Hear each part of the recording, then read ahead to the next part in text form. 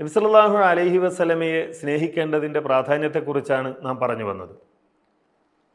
അള്ളാഹുവിനെ എങ്ങനെയാണ് സ്നേഹിക്കേണ്ടത് എന്ന് നാം വിശദീകരിച്ചു. അള്ളാഹുവിൻ്റെ റസൂലിനെ സ്നേഹിക്കേണ്ടതിൻ്റെ പ്രാധാന്യവും നമ്മൾ പറഞ്ഞു. എങ്ങനെയാണ് അള്ളാഹുവിൻ്റെ റസൂലിനെ സ്നേഹിക്കേണ്ടത്? നാം നേരത്തെ പറഞ്ഞതുപോലെ അള്ളാഹുവിനെയും അള്ളാഹുവിൻ്റെ റസൂലിനെയും സ്നേഹിക്കുക എന്നത് ദീനുമായി ബന്ധപ്പെട്ട ഒരു കാര്യമാണ്, മതവുമായി ബന്ധപ്പെട്ട ഒരു കാര്യമാണ്. സ്വാഭാവികമായും നമസ്കരിക്കണമെന്ന് നബി സല്ലല്ലാഹു അലൈഹി വസല്ലം പറഞ്ഞു. എങ്ങനെയാണ് നമസ്കരിക്കേണ്ടത്? അത് അള്ളാഹുവിൻ്റെ റസൂല് പഠിപ്പിക്കുകയാണ്. നോമ്പെടുക്കണം എന്ന് പറഞ്ഞു. എങ്ങനെ നോമ്പെടുക്കണം? അള്ളാഹുവിൻ്റെ റസൂല് പറഞ്ഞു തന്നിട്ടുണ്ട്. ഹജ്ജ് ചെയ്യണം, എങ്ങനെ ചെയ്യണം, എപ്പോൾ ചെയ്യണം, ഏത് രൂപത്തിൽ ചെയ്യണം, ഓരോ സ്ഥലത്തും നിർവഹിക്കേണ്ട കർമ്മങ്ങൾ എന്ത്, കൃത്യമായി അള്ളാഹുവിൻ്റെ റസൂൽ നമുക്കത് വിശദീകരിച്ച് തന്നിട്ടുണ്ട്. ഇതുപോലെ അള്ളാഹുവിൻ്റെ റസൂലിനെ സ്നേഹിക്കണം എന്ന് പറഞ്ഞ ഇസ്ലാം എങ്ങനെയാണ് സ്നേഹിക്കേണ്ടത് എന്ന് പറയാതെ പോയിട്ടില്ല. മറിച്ച് അത് പഠിപ്പിക്കുന്നുണ്ട്. എന്താണ് ആ സ്നേഹത്തിൻ്റെ ഏറ്റവും പ്രധാനപ്പെട്ട വഴി? നബി സല്ലല്ലാഹു അലൈഹി വസല്ലമയെ ഇത്തിബാ ചെയ്യുക എന്നതാണ്. അള്ളാഹുവിനെ സ്നേഹിക്കാനുള്ള വഴിയും അതാണ് എന്ന് നമ്മൾ മനസ്സിലാക്കുകയുണ്ടായി. വിശുദ്ധ ഖുർആൻ സൂറത്തുൽ അഹ്സാബിൽ പറയുന്നത് കാണാം, ലഖദ് കാന ലക്കും ഫീ റസൂലില്ലാഹി ഉസ്വത്തുൻ ഹസന. അള്ളാഹുവിൻ്റെ റസൂലിൽ നിങ്ങൾക്ക് ഉത്തമമായ മാതൃകയുണ്ട്. ആർക്ക്? ലിമൻ കാന യർജുല്ലാഹ വൽ യൗമൽ ആഖിറ വദക്കറല്ലാഹ കസീറ. പരലോകം ആഗ്രഹിക്കുന്ന ആളുകൾക്ക്, അതേപോലെ അള്ളാഹുവിനെ പ്രതീക്ഷിക്കുന്ന ആളുകൾക്ക്, അള്ളാഹുവിനെ ഓർമ്മിക്കുന്ന ആളുകൾക്ക് നബി സല്ലല്ലാഹു അലൈഹി വസല്ലമയിൽ ഉത്തമമായ മാതൃകയുണ്ട് എന്ന് അള്ളാഹു പഠിപ്പിക്കുകയാണ്. ഈ മാതൃക സ്വീകരിക്കുക എന്നതാണ് നബി സല്ലല്ലാഹു അലൈഹി വസല്ലമയെ സ്നേഹിക്കുക എന്നതിൻ്റെ ഏറ്റവും പ്രധാനപ്പെട്ട ഒരു മാതൃക എന്ന് പറയുന്നത്. ഇമാം ഇബ്നു കസീർ പറയാൻ, ഹാദിഹിൽ ആയത്തുൽ കരീമ അസ്ലുൻ കബീറുൻ ഫി തഅസ്സി ബി റസൂലില്ലാഹി സ്വല്ലല്ലാഹു അലൈഹി വസല്ലം ഫി അഖ്വാലിഹി വ അഖ്വാലിഹി. നബി സല്ലല്ലാഹു അലൈഹി വസല്ലമയെ പിൻപറ്റുക എന്നത്, അള്ളാഹുവിൻ്റെ റസൂലിൻ്റെ വാക്കുകളിലും പ്രവർത്തനങ്ങളിലും നബി സല്ലല്ലാഹു അലൈഹി വസല്ലമയെ പിൻപറ്റുക എന്നത് ഏറെ പ്രാധാന്യമുള്ളതാണ് എന്ന് ഈ ആയത്ത് നമ്മെ പഠിപ്പിക്കുന്നു എന്നാണ്. അതേപോലെ സൂറത്ത് നൂറിലെ 63-ാമത്തെ ആയത്തിൽ അള്ളാഹു അവസാനിപ്പിക്കുന്നത് കാണാം, ഫൽയഹ്ദരില്ലദീന യുഖാലിഫൂന അൻ അംരിഹി.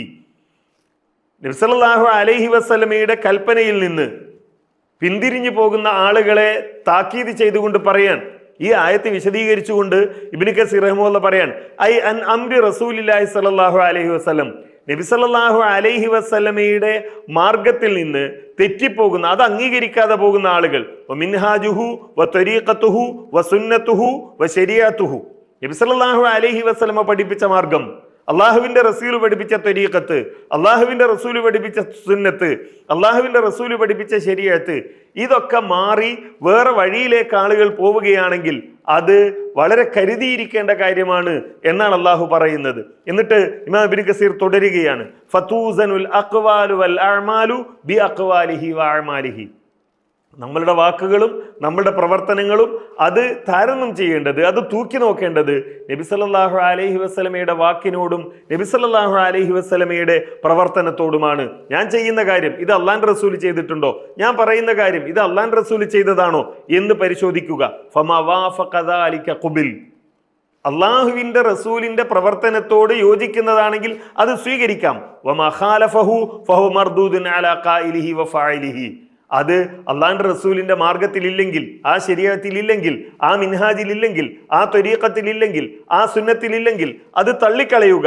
കായിനമ്മ ഖാൻ കമാ സബത ഫി സ്വഹീഹൈനി വഗൈരിഹിമാ അൻ റസൂലില്ലാഹി സ്വല്ലല്ലാഹു അലൈഹി വസല്ലം മൻ അമില അമലൻ ലൈസ അലൈഹി അംറുനാ ഫഹുവ റദ്ദ്.